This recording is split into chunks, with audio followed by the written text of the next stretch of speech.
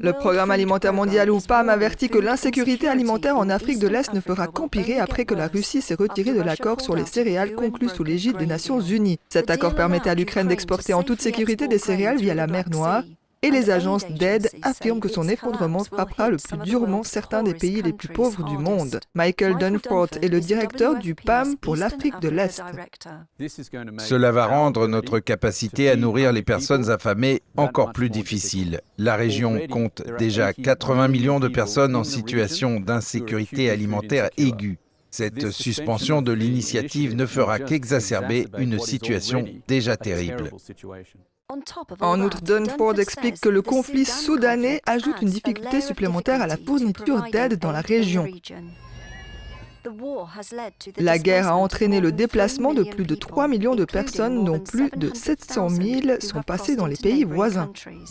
Nous n'avons jamais vu la région aussi menacée qu'aujourd'hui. Mardi, les Nations Unies ont déclaré qu'elles continueraient à faire pression pour qu'une solution soit trouvée.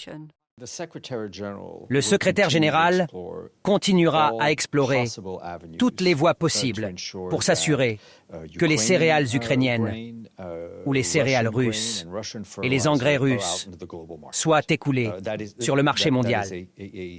Il s'agit là d'une de ses priorités.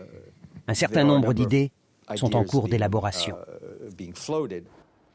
L'accord sur les céréales de la mer Noire a été négocié par les Nations Unies et la Turquie en juillet dernier afin de lutter contre une crise alimentaire mondiale aggravée par l'invasion de l'Ukraine par la Russie.